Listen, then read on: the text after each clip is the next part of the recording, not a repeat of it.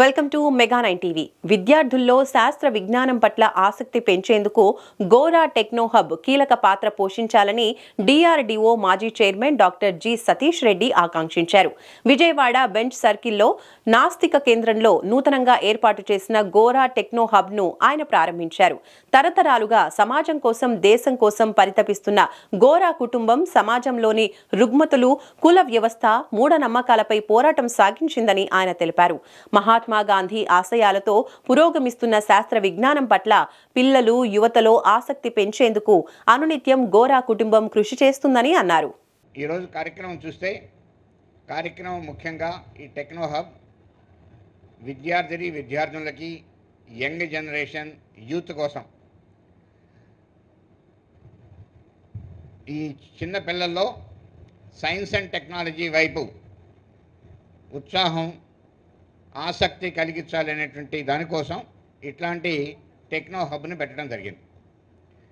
ఈ కార్యక్రమం కూడా మన నేషనల్ సైన్స్ డే అయిన కొద్ది రోజులకి ఈ కార్యక్రమం జరగటం చాలా ఒక ముఖ్యమైనటువంటి విషయం. మీరందరూ చెప్పగలరా ఎప్పుడు నేషనల్ సైన్స్ డే అయింది? పెద్దగా ఎవరన్నా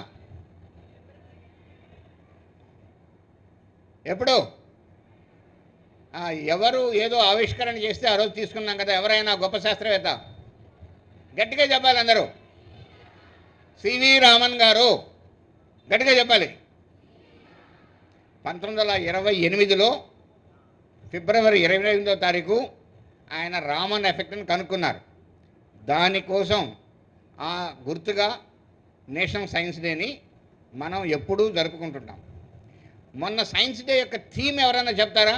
మన సైన్స్ డేకి ప్రతి సంవత్సరం వచ్చేటువంటి సైన్స్ డేకి ప్రభుత్వం ఒక థీమ్ని, ఈ సైన్స్ డేకి ఇది థీమ్ అని చెప్పి చెప్తారు. ఎవరికైనా తెలుసా? ఎవరైనా తెలిసిన వాళ్ళు చేతులు ఎత్తండి. ఎవరు థీమ్ చూడలేదా మీరు? ఈ సైన్స్ డే ఏంటి అనేది? సరే, నేను చెప్తాను, వినండి, అందరూ వినాలి. ఎందుకంటే అది మీకోసమే. Empowering the Indian youth for global leadership in science and innovation for Viksit Bharat.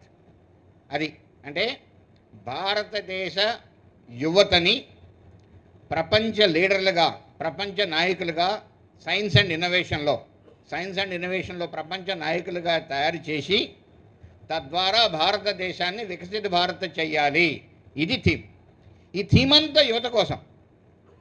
కాబట్టి ఆ సైన్స్ డే అయినటువంటి కొద్ది రోజులకి ఈ కార్యక్రమం జరగటం, మీరందరూ దీంట్లో పాల్గొనటం ఒక చాలా ముఖ్యమైన విషయం.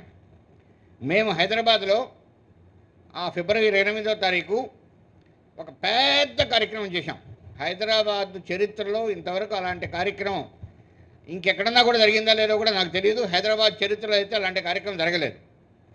ఆ సైన్స్ డే రోజు గచ్చిబౌలి స్టేడియంలో 33,000 మంది విద్యార్థులను తీసుకుని వచ్చి రక్షణ మంత్రి, తర్వాత ముఖ్యమంత్రి, మిగతా చాలామంది పెద్దలు వచ్చి వాళ్ళతో మాట్లాడడం, వాళ్ళని అడ్రస్ చేయడం జరిగింది. ఆ రోజు రకరకాల ఎక్విప్మెంట్ని 200 మంది ఇండస్ట్రీస్ వాళ్ళ ప్రోడక్ట్స్ని ఎగ్జిబిట్ చేయడం జరిగింది. క్షిపణులు, రాకెట్లు, బాంబులు, రేడార్లు, ట్యాంకులు, గన్నులు ఇవన్నీ పెట్టారు ఆ స్టేడియం మొత్తం. 3 రోజుల పాటు ఎగ్జిబిషన్ ఉండింది. ఈ 3 రోజుల మొత్తంలో 150,000 మంది విద్యార్థులు వచ్చి చూశారు. 150,000 మంది. ఒకసారి 33,000 మంది విద్యార్థులు ఒక దగ్గరే గుమికూడటం ఒక కొత్త విషయం అయితే 150,000 మంది వచ్చి ఈ మొత్తం జరిగిందని చూశారు. ఎందుకు అంటే ఇదే విషయం ఏదైతే ఇప్పుడు సమరం గారు ఆలోచించారో, యువతని ఇన్స్పైర్ చేయాలి, వాళ్ళని ఇగ్నైట్ చేయాలి, వాళ్ళలో ఇన్నోవేషన్ పెంచాలి. ఇక్కడ 3 థీమ్లు పెట్టారు కదా, ఇగ్నైట్, ఇన్స్పైర్, ఇన్నోవేట్ అని చెప్పి. వీటి కోసం ఆ కార్యక్రమం పెట్టడం జరిగింది.